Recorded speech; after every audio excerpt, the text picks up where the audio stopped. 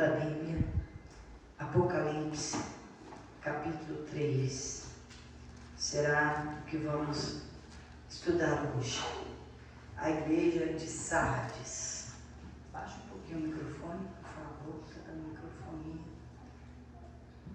Apocalipse, capítulo 3. Vamos ler o versículo 1. E ao anjo da igreja que está em Sardes, escreve: Isso diz o que tem os 7 Espíritos de Deus e as 7 estrelas. Conheço as tuas obras, que tens nome de que vives e está morto. Sê vigilante e confirma os restantes que estão para morrer, porque não achei as tuas obras perfeitas diante de Deus. Lembra-te, pois, do que tens recebido e ouvido, e guarda-o, e arrepende-te. E se não vigiares, virei sobre ti como um ladrão, e não saberás a que hora sobre ti virei. Mas também tens em Sardes algumas poucas pessoas que não contaminaram suas vestes, e comigo vestidas de branco, porquanto são dignas disso. O que vencer será vestido de vestes brancas. De maneira nenhuma arriscarei o seu nome do livro da vida, e confessarei o seu nome diante de meu Pai e diante dos seus anjos. Quem tem ouvidos, ouça o que o Espírito diz às igrejas. Amém? Pergunta para mim, por favor. Presta atenção aqui. A igreja de Sardes. A igreja que eu quero referir como você, como pessoa. Não a igreja física, mas a igreja nós, diante do Senhor. Sardes tinha 2 tipos de pessoas. Uma que estava na igreja, mas não obedecia a palavra.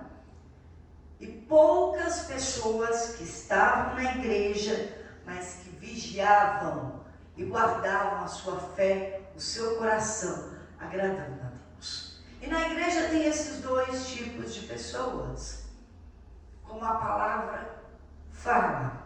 Primeiro Jesus fala assim: eu conheço as tuas obras, eu sei quem você é. Diante de nós, todos os dias tem 2 olhos. Você não está sozinho. Os olhos de Deus e os olhos do diabo, olhando todas as nossas obras. Não tem como. Baixa um pouquinho o fundo, por favor. Não vai competir aqui com a voz que já está ruim. Bem baixinho. Então, já tem Deus e o diabo ali. Às vezes você pensa assim: eu estou sozinho. Você não está sozinho. Em todo momento, o diabo, nosso adversário, está ao nosso derredor. Deus está com os olhos sobre os justos e os bons, sobre todos, da mesma forma. Então Ele conhece as nossas obras. A carta é bem clara em dizer: eu conheço as tuas obras. Sardes quer dizer canto de alegria. Canto de alegria, um lugar de alegria. Mas Sardes era uma igreja aparente, mostrava que estava viva, mas ela estava morta. Era uma igreja que parecia estar tudo bem, mas não estava tudo bem. Era uma falsa imagem, não do engano, mas das pessoas que se enganavam. Porque pior do que um engano é a gente ou se enganar. Eu estou me enganando. Não, eu peco e peço perdão e está tudo bem. Não, eu vou fazer de novo, peço perdão e está tudo bem. Vai chegar a hora que não vai dar tempo. Não vai dar tempo. Não se propõe a vigiar, a observar a palavra e se arrepender. Mas fica apegado. Não, é só pedir perdão que está tudo certo. Não, é só pedir perdão que está tudo certo. E não está tudo certo. Porque às vezes as pessoas acham que... Eu falei domingo, por favor, eu não quero emoção, eu não quero griteiro, eu não quero pessoas gemendo. Por quê? Isso não é sinal de santidade.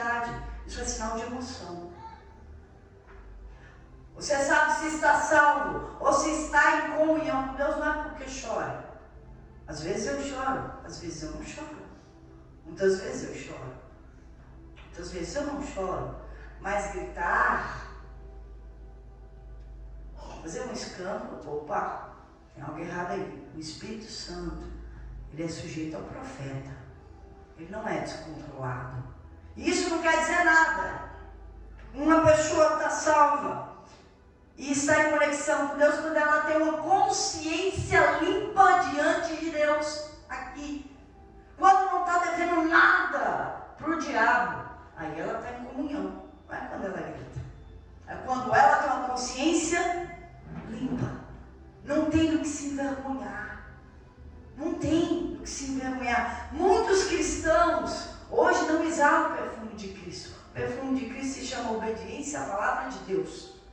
Muitos cristãos hoje não envergonham o diabo. É o diabo que envergonha ele. Então nós temos que andar exalando a obediência e envergonhando o diabo. Não temos que ter vergonha de nada. Não temos que ter medo de nada. Temos que estar de acordo com a palavra.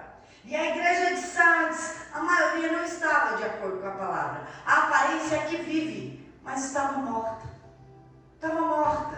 Por quê? Porque não vigiava. Por quê? Porque estava dormindo na fé. O primeiro grupo de pessoas é esse que está na igreja e não obedece à palavra. E estar na igreja não é a garantia que vai estar no céu. Não é a garantia de ser salvo. A garantia de ser salvo é viver de acordo com a palavra. É ter consciência limpa. É não ter o que se envergonhar do diabo. Não ter o que o diabo te apontar. Não ter rabo preso com o diabo. A salvação, ela requer uma vida de obediência à palavra. E esse grupo que estava na igreja que não obedecia, Jesus mandou que João escrevesse assim: conheço as tuas obras, que tens nome de que vives e está morto. A aparência é que vive, mas Deus, o olho dele via que estava morto em si mesmo. Então ele dá o recado: ser vigilante e confirma os restantes que estão para morrer, porque não achei as tuas obras perfeitas diante de Deus. Jesus dizendo: está tendo uma obra na igreja, e sua obra não está perfeita, não está falha, está morto. Então o recado é: vigiem, sejam sóbrios. O que é vigiar? É ficar atento, não durme na fé. Examine tudo ao seu derredor. Examine a você mesmo na palavra. Porque a palavra, eu estou pregando aqui, mas chega em casa, se alguém pergunta qual foi a palavra hoje, ixi, falou contigo. Se eu não sei nem qual a palavra, imagina se falou comigo. Por isso que nós temos que estar com a Bíblia. Não é para decorar, é para lembrar do que eu tenho que fazer. Eu tenho que ler todos os dias para me avaliar se eu estou de acordo com ela. Não é para julgar ninguém. Não é para falar que os outros estão errados. É para me avaliar. Peraí. Eita, isso aqui está errado. Está errado a mão de mim. Preciso me arrepender. Eu preciso mudar a atitude. Aqui na igreja você ouve, até se arrepende, mas e lá fora você lembra do que foi pregado? Porque o problema não é ouvir aqui dentro. O problema é lá em casa. O problema é no meu trabalho. O problema é na rua. O problema é na escola, diante das amizades dos amigos. Porque nega a Cristo com atitude. Vai com todo mundo. Fala as palavras imorais que todo mundo fala. Entra na rodinha dos escarnecedores. Adultera. Prostitui. Engana. Mente que nem todo mundo. Nada disso. Nada disso. Não podemos ser como todo mundo. Temos que ser a diferença. É disso que Jesus está dizendo.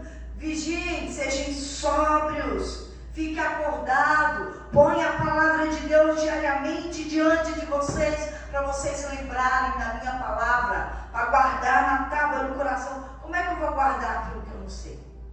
Como é que eu vou praticar uma palavra se eu não lembro dela? Como é que eu vou fazer algo se eu não tenho um manual de como fazer e nunca fiz? Eu tenho que estar com a palavra aqui. Eu preciso fazer o bem. A palavra fala para eu fazer o bem. Não é dar o troco, então eu tenho que fazer o bem. Não vos canseis de fazer o bem. Então não pode se cansar de fazer o bem. Porque muitas vezes fazemos o bem todos os dias e levamos mal em troca do bem. Mas ele diz: continue fazendo bem e não se canse disso. E se você não está na palavra, chega uma hora que você cansa. Você dá o troco. Dá o troco. A palavra fala para ser paciente, benigno. Ele não fala para a gente observar o outro e ter reações. Mas ele fala para a gente ser paciente, benigno. E para eu fazer tudo isso, eu tenho que estar com a palavra diante de mim, dos meus olhos. Todos os dias. Eu orientei uma pessoa por uma casa, ela está aqui, né? Ela precisava orar todos os dias. Eu falei: escreve um post-it. Põe orar tal hora. Orar, orar, orar. Onde for, na geladeira, no banheiro, lá no espelho do banheiro, que a gente vai no banheiro todo dia no espelho, né? Porta do guarda-roupa, a porta da geladeira, o retrovisor do carro, que a hora que você para no carro, opa, retrovisor, orar antes de sair.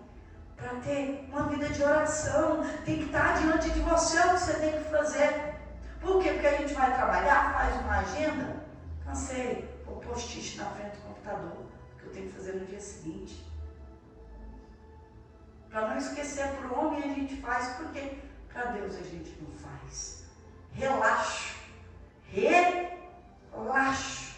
Então, Deus falou assim, ser vigilante, vigiem, acordem, porque, o que ele falou, lembra-te, pois, do que tem recebido, ouvido, e guarda e arrepende-te, e se não vigiares, virei sobre ti como um ladrão. Jesus falando: eu vou vir como ladrão, você não vai saber a hora que eu virei sobre ti, eu vou vir de surpresa. E de repente, o inferno. Porque não vigiou, porque não acordou, porque não deu ouvido, porque não orou, porque não leu a Bíblia, porque não se importou, porque achou que ia dar tempo, porque achou que podia brincar com Deus, de repente o inferno. E você só tem uma vida. E você só tem essa vida. É a sua única chance, não tem outra chance, não tem outra vida.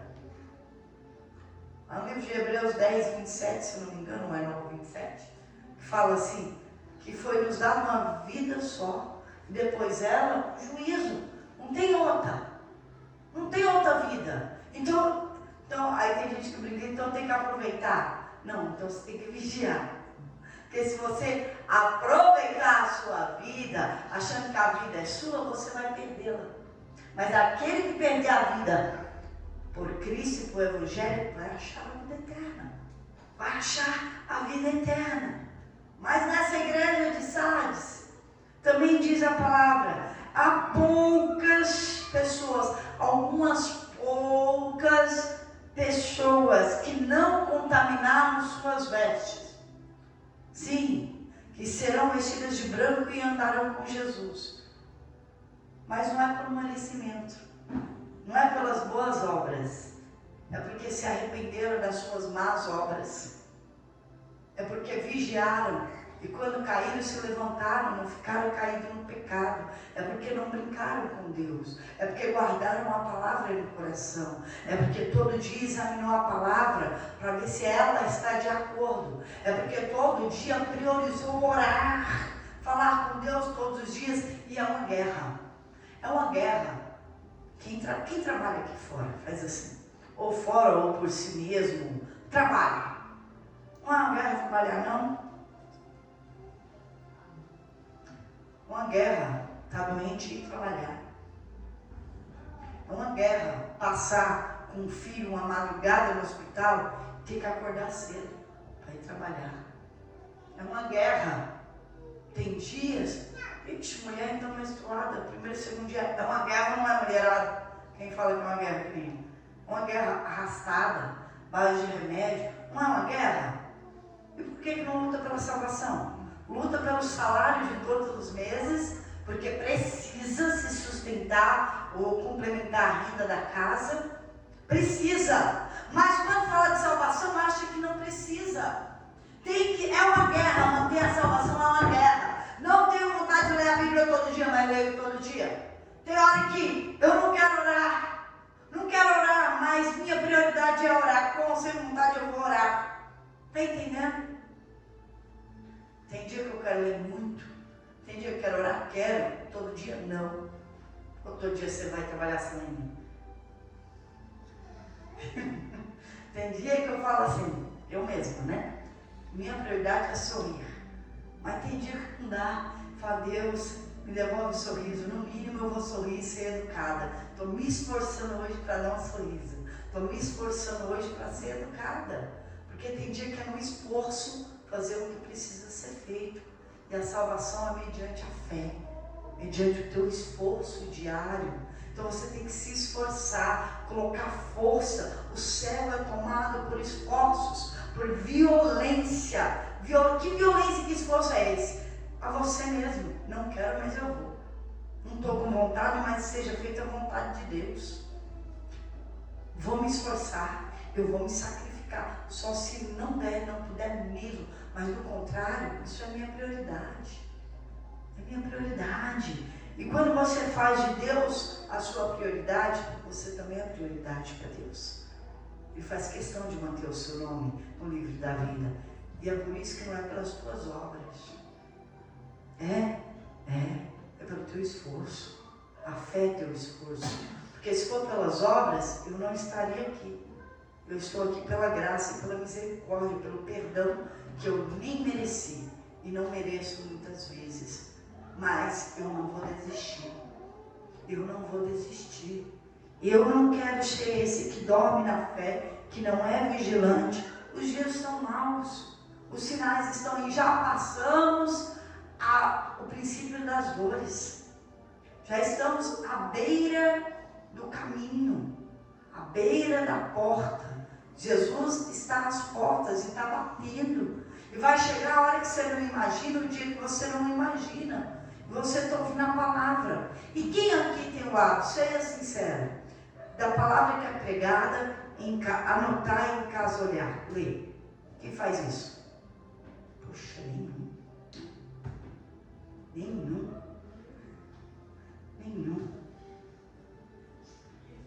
Por que eu estou dizendo isso? Como é que você vai lembrar da palavra? Eu não estou falando só de vocês, eu vou falar de mim também. Porque assim, eu li essa palavra hoje. Daqui, às vezes, uma palavra que eu prego aqui, a próxima semana é pregada na outra igreja do centro, né? E a pergunta é, pastora, a senhora esqueceu de me dar a direção da palavra de tal dia. Eu venho na minha memória, tal dia, qual foi a palavra? Às vezes eu demoro umas horas para lembrar, não é? Eu vou lembrar, peraí. Aí eu falo, poxa, não fui eu que preguei. Fui eu que preguei? Eu vou ter que, eu lembro. Eu falo, o que foi, Senhor? Eu vou lembrando das palavras daquele dia até eu chegar na palavra e eu mando a direção da palavra, não só a da Bíblia, as minhas anotações ou que eu escrevo no caderno sobre a pregação. Por que eu escrevo? Para eu lembrar. Quando você escreve uma repetição do que você está falando na sua mente, do que você está lendo, é mais fácil lembrar. Ainda que eu não mandei, eu mando depois. Eu mando depois porque eu tenho obrigação de lembrar. Não é de memória, é de colocar diante dos meus olhos. E se o que eu falo aqui não estiver diante dos teus olhos, imagina tomar atitude lá fora. E se Jesus voltasse agora? Quem foi vigilante? Quem lembrou da palavra? Quem praticou para ir morar no céu? Ou se esqueceu? Foram esquecidos da palavra e não praticante. Como diz também a palavra, como um homem natural que se olha no espelho e logo se esquece da sua feição. Se vocês não observarem a palavra, vocês não vão conseguir praticar. É necessário estar diante de ti a palavra. Não é só o que eu falo, porque não é o que eu falo que vai pesar para você. O que vocês fazem é o que eu faço vai me pesar. Então não esqueça da palavra, sejam vigilantes, estejam atentos. Quando eu falo assim, não pode mentir, hein? Mentira não é de Deus, o pai da mentira é o diabo, os mentirosos não herdarão o reino dos céus. Não é assim que eu vivo falando? E quando eu estiver lá fora, coçar para falar uma mentira, normalmente mentira é para algumas coisas, para se livrar de alguma coisa que você vai ter que ouvir de alguém, ou uma mentira para se engrandecer no meio de amizades ou de um trabalho. Aí quando você for mentir, você vai pensar, epa, minha palavra não vai agradar a Deus, então eu não vou mentir. Mentira não é de Deus. Então, o preço que custar, você vai falar a verdade. Vai falar a verdade. Mas se você não guarda a palavra no teu coração, se você não sabe nem onde está escrito essas coisas que eu falei, que é lá em João e Apocalipse, como é que você vai lá fora praticar? Não seja ouvinte esquecido. Pastor, eu não sei ler. Sabe ouvir? A fé vem pelo ouvir, e ouvir a palavra de Deus. Agora, por exemplo, eu não sei ler. Sabia que não sabe ler presta 10 vezes mais atenção? E fica lá na mente dela, foi falado isso, foi falado aquilo. Muitas vezes eu não tinha Bíblia para ir para a igreja, não. Eu pegava a palavra e repetia para mim mesma a semana inteira. Eu ganhei uma caixinha de promessa, uma vez, essa caixinha de promessa me acompanhou. Eu me propus cada dia ler um versículo e aquele versículo me acompanhar o dia inteiro. Eu decorei muitos versículos da Bíblia, mas aquele versículo eu me propunha a praticar porque eu não tinha Bíblia. Então eu ficava com aquele versículo da caixinha de promessa. Entendeu? E hoje a Bíblia está tão fácil aqui, na internet, no celular aí, em todo lugar está fácil. E quero ver alguém pegar para ler para praticar. Eu pegava uma caixinha de promessa que eu tinha ganhado, me agarrei àquela caixinha de promessa, aqueles versículos, porque de lá saía vida para mim. E ficava o dia inteiro martelando na minha cabeça aquele versículo. Como o meu esposo fala, eu adoro quando você prega e fala de tal versículos. Eu não faço isso hoje mais, porque eu penso que muitas vezes isso é soberba. Então eu falei, não, eu quero ser o mais simples possível. Jesus era humilde, mas ficou aqui de tanto que eu li aquela caixinha de promessa. Aquilo era vida. Hoje tem tanto, porque a palavra, sabe o que a palavra fala? Que a pessoa farta, cheia, ela não quer saber do favo de mel, ela pisa o favo de mel. E hoje, o nosso tempo agora está farto de tanta palavra, de tanta coisa, que não querem mais. Pisam a palavra, não querem mais saber da palavra. Não querem, mas vai chegar o dia em que essa palavra não terá mais poder. Vai chegar o dia que não haverá mais Espírito Santo, não vai ter pastores. A igreja vai ser só as paredes. E vão fazer o quê? Porque quando Jesus voltar, o que é dele vai. A gente vai com as vestes brancas, ao que vencer. O que vencer a si mesmo, o que vencer esse mundo, e que vencer o pecado, vai com Jesus para o céu e aqui vai ficar. Aqueles que não vigiaram, aqueles que não quiseram saber, vão ficar aqui os relaxados. E não vai ter mais o Espírito Santo. Não vai ter mais quem ensine a palavra. Não vai ter mais o poder disponível que tem hoje. Não vai ter o favo de mel que tem hoje. E o que será? Vai vir a grande tribulação.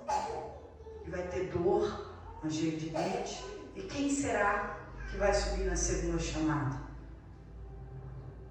Aqueles que não ligarem a Cristo e pelo nome dele sofrer aqui embaixo. Vai ser pouquinho não, são 7 anos. 7 anos da grande tribulação. E eu falo isso assim de uma forma, não é para colocar medo, é para que vocês tenham temor, para que vocês acordem, não fiquem embriagados com as coisas desse mundo. Eu achei interessante esse vídeo que ele fala uma coisinha, vocês ouvem a palavra?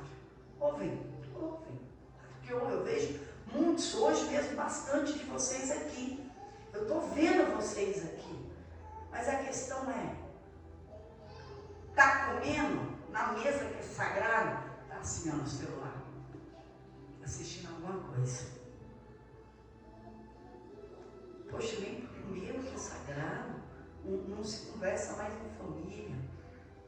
conversa mais em família. Está comendo? Outros, que é uma geração mais antiga, está assim ó, na TV.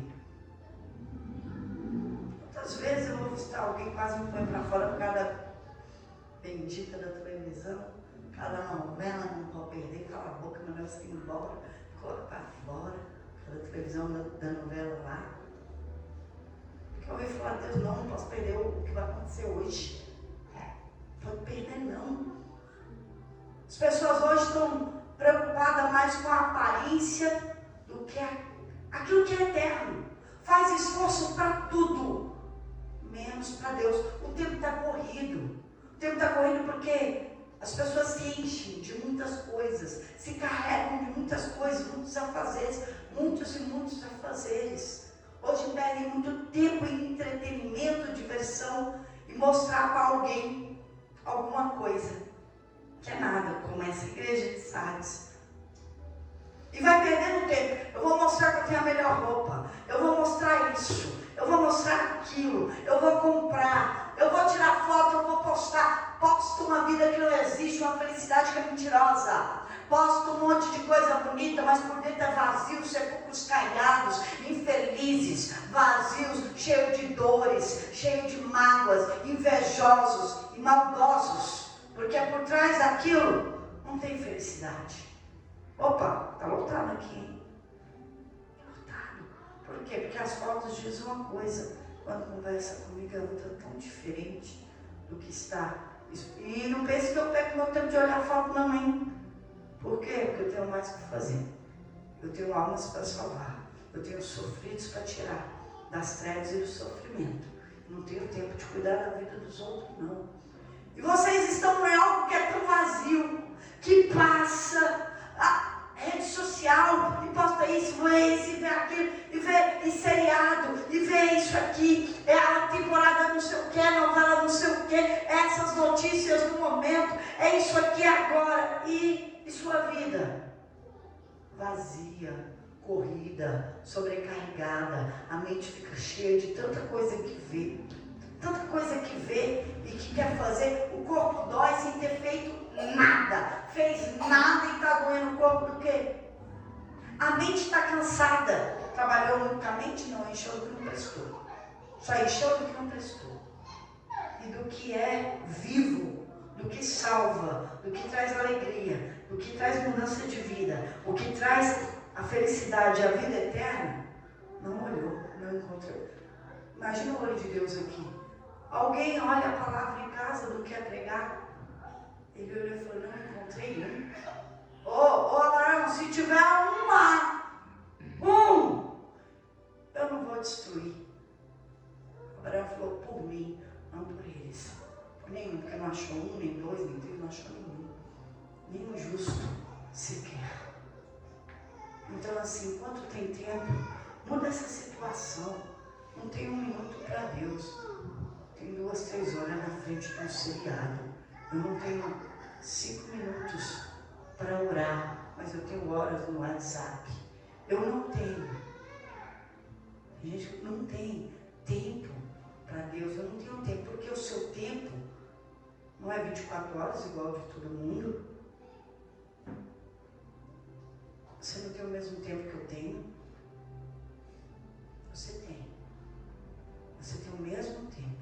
Não, eu tenho filho pequeno. Gente, eu vou falar uma coisa para vocês. Nem é da fé, mas eu vou falar. Eu tinha um marido, um emprego, 2 filhos e um bebê. O Danilo era bebê. Ia para a igreja praticamente quase todos os dias e fazia faculdade. E tudo que eu sempre me propus, presencial, tudo que eu sempre me propus a fazer, eu sempre dei o meu melhor. Em tudo. E tudo que eu comecei, eu sempre terminei. Nunca parei no caminho, nunca me dei desculpa. E nesse quadro que eu estou te contando, acho que eu tinha uns 26, 27 anos. Eu fui a melhor aluna da faculdade. A melhor aluna. Com 27 anos, casada com um bebê, outra filhinha de uns 4, 5 anos, trabalhando. Ganhei uma bolsa de pós-graduação. 80% de bolsa como melhor aluna. E eu fiquei olhando a minha sala inteira. Só que assim, deixa eu falar uma coisa, eu nunca tive um intervalo. porque eu estudava. Eu nunca peguei um caderno dentro de casa com os meus filhos ou meu marido acordado, porque na minha casa o meu tempo era para eles. Mas de madrugada eu estava com um caderno, com um livro, na fila do banco. Antigamente não tinha esses caixas eletrônicos como hoje, você enfrentava a fila de banco. Aos meus 20 e poucos anos, fila do banco, livro, que eu tinha que ler vários livros para fazer uma prova, lendo na fila do banco. Cansei de dirigir com a apostila no volante, porque cada semáforo para São Paulo era a vida que eu dava. Cada vez que parava, eu estava lendo. Ah, o que é isso? Quem quer faz o tempo. Remira o tempo, como diz a palavra. E me fala que não tem tempo. Não tem tempo para Deus, está perdendo tempo nessa vida. Você está perdendo tempo nessa vida. Inventando desculpa para si mesmo, se enganando. Só que você vai dizer para o diabo quando vier te buscar? É um engano? Não, o senhor está enganado. Eu estava na igreja de Sardes. Ninguém engana o diabo. O ludibriador enganado é ele. Não engane-se mais. Seja vigilante. O que é para mim é para todo mundo. Deus, hoje, o Senhor Jesus não fez acepção de pessoas. No grande dia não tem acepção de pessoas.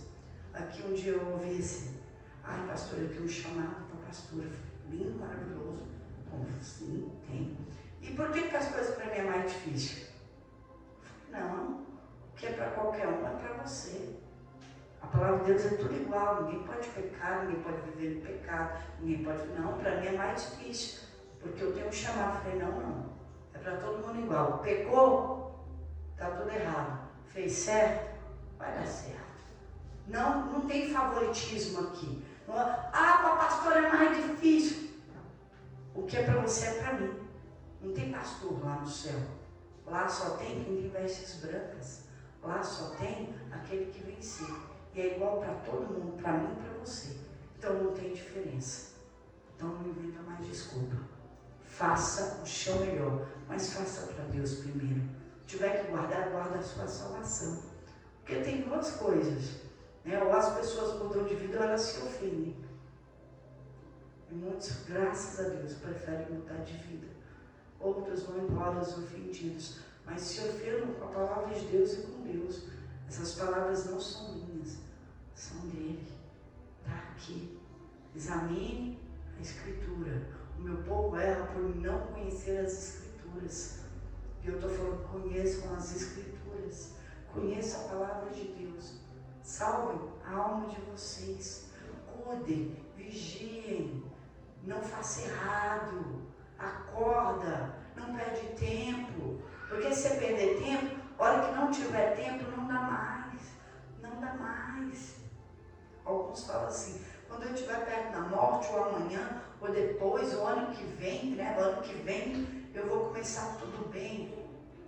Hoje, se Jesus não voltar, é certo que eu vou morrer. E eu tenho certeza para onde vai a minha alma. Por quê? Só porque eu obedeço a palavra. Só porque eu observo essa palavra. É por isso aqui. Amém? Amém. Falei bastante, né? Mas é necessário. É como um filho que a gente corrige. Se você não falar, não adianta bater. Nem pôr de castigo se ele não souber por que ele está lá. Além do porquê, você precisa dizer o caminho do conserto. Você está aqui por isso, isso e isso. E eu gostaria que você fosse por esse caminho. Para que dê certo. Se você não explicar, só vai criar ódio e raiva. Então você tem que falar, esse castigo é por esse ato. E agora eu amo você. Eu quero a mudança de atitude. A hora que você estiver pronto para mudar, você está pronto para sair do castigo. Quem você faz isso? Com os lá de casa. Com os lá de casa. Amém? Amém? Fique de pé. Não fica bravo comigo, não. Eu não posso contar ninguém. Eu estou preocupada com a tua alma. Eu estou preocupada com você. Eu não vou salvar ninguém.